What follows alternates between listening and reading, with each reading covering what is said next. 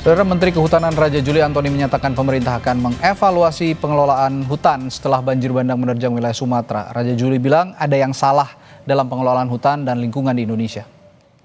Tapi ada momentum yang baik ya untuk kita mengevaluasi, introspeksi bahwa ada yang salah nih dari pengelolaan hutan dan lingkungan hidup kita.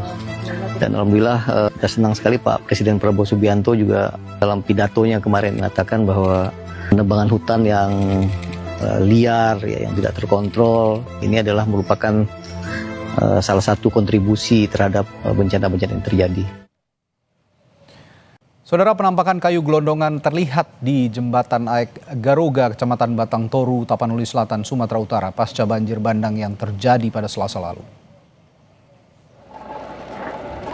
Kayu gelondongan beragam ukuran menumpuk di sungai. Sebuah alat berat diterjunkan untuk membersihkan tumpukan kayu. Belum diketahui dari mana asal kayu-kayu ini. Namun video hanyutnya kayu-kayu berukuran besar ini sempat terlihat saat musibah banjir bandang. Potongan kayu-kayu ini diduga menjadi pemicu kerusakan ekologis yang memperparah kerusakan yang terjadi pada saat banjir